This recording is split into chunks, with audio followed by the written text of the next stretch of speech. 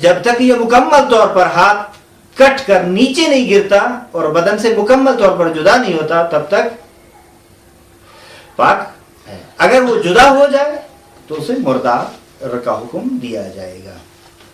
صفحہ نمبر 30 پر ہے جس کو کہتے ہیں کہ چمڑے کی چیزوں کا حکم کیا ہے. کہتے ہیں سب سے پہلے مسئلے میں یہ کہتے ہیں کہ وہ اشیاء، وہ چیزیں جو بے جان اجزاء سے مہیا کی جائیں، بنائی جائیں، وہ تمام چیزیں پاک ہیں، چاہے وہ ذبح شرعی کے مطابق ہوں یا ذبح شرعی نہ بھی. اس کے بنا پر کچھ چیزیں پاک شمار کی جاتی ہیں جن کا یہ نام لے رہے ہیں. مثال کے طور پر وہ چیزیں جو پشم سے لباس کی صورت میں یا کسی اور میں بنایا جاتا ہے تو وہ پاک. یا مثلا فرض کریں بال وغیرہ کے ذریعے سے، بھیڑ کے بال ہیں یا اونٹ کے ہیں یا اسی طرح دوسری چیزیں ہیں، کہتے ہیں اگر ان کو لباس کی صورت میں لایا جائے، لباس بنا لیا جائے، چاہے چونکہ یہ چیزیں کیا ہیں، بے روح ہیں، بے جان ہیں، لذا پاک ہیں. وہ چاہے مسلمان بنائے یا غیر مسلمان بنایا ہے. انہوں نے کہا ہر چند غیر مسلمان اور ساخت باشد، یعنی بنانے والا چاہے مسلمان ہو چاہے غیر مسلمان ہو، یا بازار غیر مسلمان میں اس کو بیچا جاتا ہو. کہتے ہیں کہ لیکن وہ ان حیوانات کی بات ہو رہی تھی جو حیوانات کیا تھے، جن کا گوشت کھانا صحیح تھا، پاک تھا. ٹھیک ہے، گوشت کھانا جن کا حرام نہیں تھا. لیکن اگر حیوان جو حرام گوشت ہو اور اس حرام گوشت سے کسی بھی اس کے عضو سے، مثال کے طور پر بالوں سے، اگر آپ کوئی لباس وغیرہ بنا دیں تو کہتے ہیں وہ لباس، اس لباس کے ساتھ نماز پڑھنا باطل ہے اور وہ لباس بھی. دوسرے نمبر پر کہتے ہیں کہ وہ حیوان جو خون جہندہ رکھتا ہے، کہ اگر غیر مسلمان اس کو ذبح کرے یا وہ شرائط جو احکام دین میں آئے ہیں اس میں رعایت نہیں کی، معمولاً حکم شرعی نہ جاننے کی وجہ سے ذبح ایک ایسے طریقے سے ہوتا ہے، مثال وہ قبلے کی طرف رخ نہیں ہوتا، ایک دوسری طرف رخ کرتے، یا وہ اللہ کا نام جو لینا ضروری ہے وہ نہیں لیتا، یا وہ کاٹنے کے لحاظ سے. کہتے ہیں ان تمام چیزوں کی اگر رعایت نہیں کی جاتی، کہتے ہیں اس طرح کے حیوان کو جو ذبح کیا گیا ہے، چاہے مسلمان ہی ذبح کرنے والا کیوں ہے، وہ مردار کا حکم ہے. اور وہ اشیاء جو روح دار ہیں اگر اس سے بنائی جائیں تو وہ نجس شمار کی جائیں گی. مثال کے طور پر وہ چیزیں جو مردار کے چمڑے سے بنائی گئی تھی، مثال کے طور پر کیا ہے، مثال کفش ہے. آپ دیکھتے ہیں اب چمڑے کے جوتے وغیرہ مہنگے بھی ہوتے ہیں اور بنائے جاتے ہیں انہی چمڑوں سے، کھال وغیرہ جو، یا ایک کیف ہے یا ایک ٹوپی ہے، کلاه جس کو فارسی میں کہتے ہیں، یا ازار بند ہے جس کو کمر بند فارسی میں کہتے ہیں، یا دستکش ہے ہاتھوں میں پہننے کے لیے، یا گھڑی کا بیلٹ ہے جسے بند ساعت کہتے ہیں فارسی میں. کہتے ہیں یہ چیزیں اسی حکم میں آ جاتی ہیں. تیسرے نمبر پر کہتے ہیں کہ اگر معلوم نہ ہو کہ یہ چمڑا ہے یا نہیں کسی چیز کے بارے میں، تو کہتے ہیں کہ وہ پاک ہے، طاہر ہے، نجس نہیں ہے. چوتھے نمبر پر یہ کہتے ہیں کہ دیکھیں وہ چیز جس کے بارے میں معلوم نہ ہو کہ یہ خون جہندہ رکھنے والے حیوان کے اجزاء سے بنی ہے یا ایسے حیوان کے خون سے، ایسے حیوان کے اجزاء سے بنی ہے جس کو خون جہندہ نہیں ہے. یعنی علم نہ ہونے کی صورت میں حکم بطہارت ہو جائے. مثال کے طور پر ایک کمر بند ہے، ازار بند، جس کے بارے میں نہیں معلوم آپ کو کہ کس چمڑے سے، کس پوست سے، کس کھال سے اس کو بنایا گیا ہے. تو ممکن ہے مثال سانپ کی کھال سے اس کو بنایا گیا. ممکن ہے فرض کریں گائے بھینس بکری ان جانوروں سے، دونوں احتمال ہے نا حرام. اس صورت میں آپ اس کو محکوم بے طہارت سمجھیں. 5ویں نمبر پر کہتے ہیں کہ دیکھیے کہ وہ چیز جو ایسے حیوان کے چمڑے سے بنی ہے جو خون جہندہ رکھتا ہے. مثال کے طور پر وہ کفش، وہ جوتا جس کے بارے میں معلوم ہے کہ گائے کے چمڑے سے بنایا گیا ہے، کہتے ہیں کہ اگر ذبح شرعی اس کا معلوم نہ ہو، یعنی ہم نہیں جانتے، مثلا پاکستان میں جو گائے بھینس بکریاں وغیرہ ذبح کی جاتی ہیں اور ان کے چمڑے سے مثال کے طور پر یہ جوتے وغیرہ بنائے جاتے ہیں، ہمیں اگر معلوم نہ ہو تو اس کا حکم کیا ہے؟ ایک مرتبہ معلوم ہے ذبح شرعی کے مطابق، ایک مرتبہ آپ کو علم ہے، یقین ہے کہ یہ غیر شرعی ذبح سے حاصل، تو وہ ٹھیک نہیں ہے. کہتے ہیں کہ اگر معلوم نہ ہو آپ کو تو اس صورت میں اس کی 2 صورتیں بنتی ہیں، 2 مختلف شقیں ہیں اس کی. پہلی شق یہ ہے کہ آیا اس کو آپ مسلمان سے خرید کرتے ہیں یا آپ غیر مسلمان سے خرید کرتے ہیں. 2 صورتیں ہوئی. اب اگر آپ مسلمان سے خرید کرتے ہیں تو اس کی پھر 3 صورتیں بن جاتی ہیں. غور کیجئے. نمبر 1، وہ چیز، وہ کفش ہو یا کلا ہو یا جو بھی چیز ہو، کہتے ہیں کہ اسلامی ملکوں نے بنائی ہے. مثلا میڈ ان پاکستان لکھا ہوا ہے، یا واقعا پاکستان نے بنائی ہے، ایران نے بنائی ہے، سوریا نے بنائی ہے.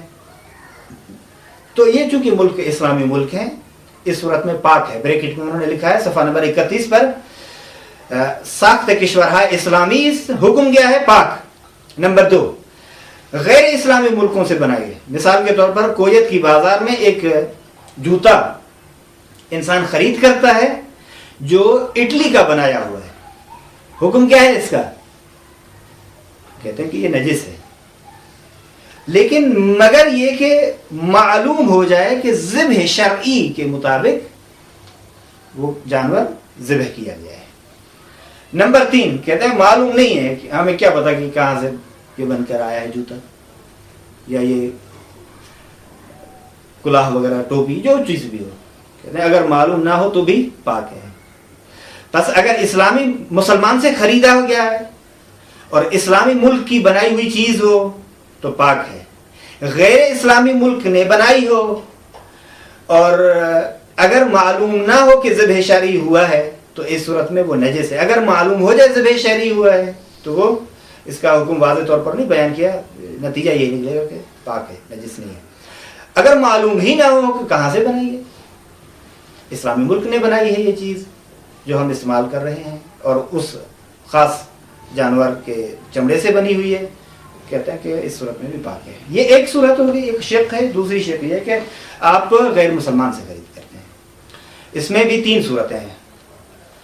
آیا ساخت اسلام یعنی میڈ ان اسلامی ملک ہے، اسلامی ملک سے بنائی گئی ہے یہ چیز، یا غیر اسلامی ملک میں بنائی گئی ہے. تیسری صورت یہ کہ معلوم ہی نہیں کہاں بنی. یہ 3 صورتیں بنی ہیں. کہتے ہیں اگر اسلامی ملک نے یہ چیز بنائی ہو، مثال کے طور پر لنڈن میں ایک جوتا آپ خرید کرتے ہیں جس پر لکھا ہوا میڈ ان پاکستان، وہ ٹھیک ہے، آپ اس کو یعنی وہ نجس نہیں ہے. یا مثلا سوریا لکھا ہوا ہے یا میڈ ان ایران لکھا ہوا ہے، جو بھی ہو تو اس وقت میں. نمبر 2، غیر اسلامی ملک نے اس کو بنایا ہو تو وہ نجس ہے. معلوم نہ ہو آپ کو کہ کس نے بنایا ہے تو اس صورت میں حکم بے طہارت ہو جائے گا اور وہ پاک ہے. 6 نمبر پر وہ پوست یا وہ گوشت جس کے بارے میں معلوم نہ ہو کہ کس طرح کے حیوان کا ہے. آیا وہ خون جہندہ رکھنے والے حیوان کا ہے یا ایسے حیوان کا ہے جو خون جہندہ نہیں رکھتا. تو یہ گوشت محکوم بالطہارہ ہوگا اور یہ پوست اور یہ کھال یہ چمڑا بھی محکوم بالطہارہ ہے۔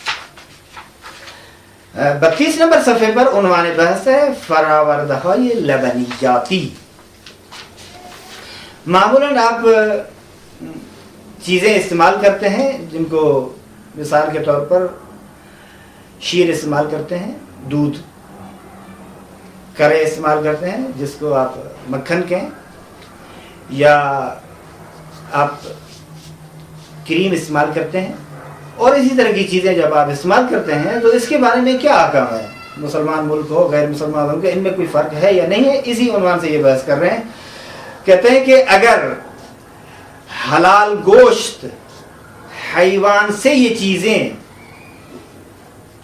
صادر ہوں، نکلیں اور وہیں سے دستیاب ہوں، اور وہ حیوان بھی زندہ ہو، ہاں یہ مثلاً شیر ہے، مثال کے طور پر دہی ہے، مثال کے طور پر پنیر ہے، کیونکہ پنیر یہاں استعمال کیا جاتا ہے، مثال کے طور پر کرا ہے، مثال کے طور پر خامہ ہے، خامہ وہی کریم ہے۔ کہتے ہیں کہ گائے ہو یا گوسفند ہو یا بھینس ہو، ان سے نکلنے والا دودھ اگر وہ زندہ ہے اور ان کا گوشت بھی کھانا حلال ہے تو اس صورت میں یہ شیر بھی پاک ہے، اور وہ ماست بھی جو بنا رہے ہیں اسی شیر سے، اور وہ پنیر بھی، وہ کرے بھی، وہ خامہ بھی، یہ تمام چاہے گائے سے ہو، چاہے گوسفند سے ہو، بھیڑ سے ہو، چاہے بھینس سے ہو یا اونٹ سے ہو، کہتے ہیں کہ یہ تمام کے تمام پاک ہیں اور کھانا بھی ان کا حلال ہے۔ کہتے ہیں کہ اگر ان کے مہیا کرنے والا شخص کافر ہو تو پھر بھی، کہتے ہیں کہ چاہے وہ کافر ہی مہیا کیوں نہ کر رہا ہو تو بھی پاک ہیں اور کھا سکتے ہیں آپ لوگ۔ یا غیر مسلمان بازار میں ان کو بیچا جا رہا ہے، فرض کریں آپ جا رہے ہیں کسی غیر مسلمان ملک میں، غیر اسلامی ملک میں، وہاں آپ کو ملک شاپ پہ جاتے ہیں، آپ کہتے ہیں کہ بھئی دودھ دیجئے، دہی ہے، فلاں ہے، کہتے ہیں آپ خرید کر سکتے ہیں، مسئلہ نہیں ہے۔ اور یا اصل غیر کشور اسلامی ملکوں سے، غیر اسلامی ملکوں سے اسلامی ملکوں میں وہ صادرات کیے جائیں، واردات کیے جائیں، صادرات نہیں واردات کیے جائیں، ان کو غیر اسلامی ملکوں سے ان چیزوں کو منگوا کر آپ اپنے ملک میں یوز کر رہے ہیں، استعمال کر رہے ہیں، تو کہتے ہیں اس صورت میں۔ لیکن اگر یہ بھی صورت میں کہ انسان کو یقین ہو جائے، اگر انسان کو یقین ہو جائے کہ کافر کے بدن نے ٹچ نہیں کیا ان چیزوں کو، اس صورت میں اگر آپ کو کہتے ہیں کہ یقین ہو جائے کہ ٹچنگ ہے یہ کافر کے بدن کی اس دودھ کے ساتھ، اس دہی کے ساتھ، تو اس صورت میں یہ نجس ہے، پاک نہیں ہے۔ کہتے ہیں کہ اگر آپ شک کرتے ہیں اور احتمال دیتے ہیں کہ ممکن ہے کہ ٹچ ہے یا نہیں ہے، یہ احتمال دیتے ہیں کہ ٹچ نہیں ہوا، کہتے ہیں یہ کافی نہیں ہے۔ جستجو کہتے ہیں کہ شک و احتمال کافی نہیں ہے، اور جستجو کی ضرورت ہے یا نہیں، کہتے ہیں نہیں جستجو کی ضرورت نہیں ہے۔ کہتے ہیں آپ دیکھیے یہاں ہم اجمالی مطلب بیان کر رہے ہیں، اس کی زیادہ تر تفصیل ہم آخری فصل میں جو 9ویں فصل ہے جس کا عنوان ہے خوردنیہا و آشامیدنیہا، کھانے پینے کی چیزوں کے بارے میں، کہتے ہیں وہاں رجوع فرمائیے۔ کچھ سوالات ہیں۔ استفتاء، خود استفتاء کا مطلب کیا ہے، استفتاء کی تعریف کیا ہے، اس کی ڈیفینیشن کیا ہے، اس کے بارے میں نیچے حاشیے میں بابرکی میں خود انہوں نے، چونکہ یہ باب استفعال سے ہے، ٹھیک ہے، یعنی فتویٰ چاہنا، فتویٰ کی درخواست کرنا، یہ کہتے ہیں کہ فتویٰ خاصاً از مرجع تقلید، چونکہ باب استفعال سے وہ طلب کی معنی میں آتا ہے نا، اس لیے، اور مرجع تقلید اس سوال کے بارے میں جو جواب دیتا ہے، اس کے مجموعاً ہم کہتے ہیں استفتاء۔ چند استفتاء ہے۔ نمبر 1 سوال ہے، خود سوال ہے اور اسی کا جواب بھی وہیں موجود ہے۔ سوال یہ ہے، وہ چمڑا جو فرانس میں بیچا جاتا ہے، کہتے ہیں کہ ممکن ہے کہ وہ الجزائر سے لایا گیا ہو، کیونکہ الجزائر اسلامی ملک ہے، تو اس طرح کے چمڑے کا حکم کیا ہے؟